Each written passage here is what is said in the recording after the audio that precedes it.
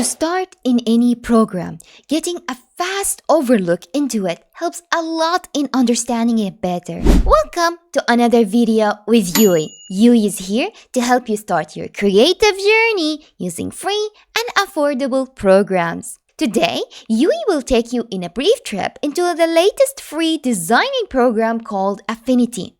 If you wish to learn more about it, do check this video that tells you all you need to know about Affinity.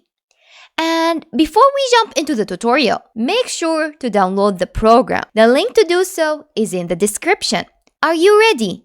Then let's get into it. Let's start designing.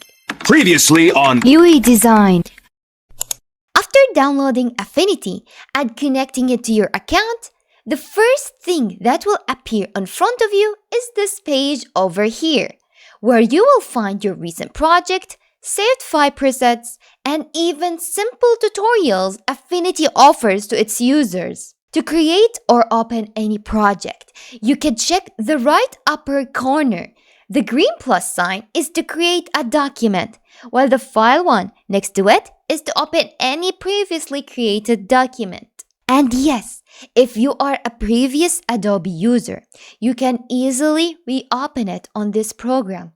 No problem. For now, we will create a new document. Clicking on the plus sign will get you ready preset size varying from print to screen. You can either find the suitable one for you or create one from zero where you can name the file, edit the unit, adjust the width and height. Like for me, I made it 1080 and it changed the color format like RPG for screen, while the CMYK is for printing. You can also turn on the transparent background from the start. But don't worry, in case you forgot to turn it on, you can always do that in the middle of your project. Plus, you can turn on the artboard option in case you wish to have multiple projects into one document. A thing I highly recommend to anyone is to keep the image placement on embed rather than link. The difference is the linked image have to remain on your PC in the same file you imported them on the project, because if you were to change it later on, your project will fail to recognize it, categorizing it as a missing file and not loading it up. While Embed will create a copy of your image within the program itself, away from the actual imported one. So, if you were to erase the image later on, nothing will affect the project. When done setting up the project, go ahead and click Create Document. While if you chose a ready one, just double click on the one you chose. Now is the fun part. Yes, it might be overwhelming if this is your first time using a designing program. But trust Yui, it gets simple when you understand the tasks. And this is what I'm here for, making you remember things the easier way. Now focus. The first thing I wish to draw your attention to is how the page is divided into 3 sections: up, left, and right. While the center is your empty canvas awaiting your crazy creativity to unfold. Let's start from the middle row. In it is the point of view changer. The fun thing about Affinity is that it's a program that allows you to deal with images and shapes freely. So Victor is the one for shapes and drawing, Pixel for photo editing, and layout for print and documenting. While switching between all 3, you can notice how left and right are changing too, making it suitable for the wanted task I mentioned earlier. The upper row, the menu. Just like any restaurant menu, it tells you what it offers with ingredients of each meal, giving you access to any information you need. And in Affinity, it is just the same thing. Clicking on File will show you details and settings related to it. Notice how there is also a panel for Victor and Pixel. Within them are hidden tools and adjustments. And of course, being the menu of the app, this means if you ever had any problem in your layout, you can always count on it to reopen anything you lost. Next is the third row. Here you get your summary for whatever tool you are using. For example, I'm currently using the artboard, and all the up and setups are related to it. How did I know? It's written over there. See? If I were to choose anything like the color, boom, it is changing. Psst. If you have any questions so far, feel free to drop it in the comments before you forget. Yui will be happy to help you out. Top section is over. What is next? The left side. Your left side, not my left side, because we have different left, and yeah, you get the point.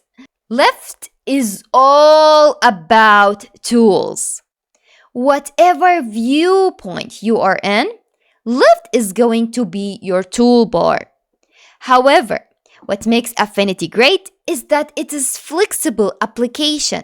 If you liked a tool in the pixel side, you can easily add it to yourself by clicking on the 3 dots. Another thing I wish to draw your attention to is a feature my uni professors always fail to deliver, leaving the poor soul of mine struggling until I figured it out. This stupid little arrow over here. If you were to do a long left click or right click on any icon that has it, it will open for you extra tools. Another thing is hovering above the tools. Yui highly advise you to do it, especially as a beginner. One is because they show you a brief summary about the task of the tool. Two, it also tells you the shortcut you can use to switch between any tool at more ease. I know. You might be like, who cares about the shortcuts? But believe me, you will thank yourself later for remembering them, since it will save you tons of time. Look here, I just clicked U to get the shape tool and created a circle without searching for it in the toolbar. Dun dun dun dun. We're almost done. Hang in there. The last part is the right side. Again, your right side, not mine. Okay? Okay. I like to call the right side the controller. It offers you fast access to any extra magic, like toppings, colors, strokes, blah blah blah blah blah. Here you might think, but I already have these in the upper bar. Yes, you sure do, but this side is to offer you ease in your tasks.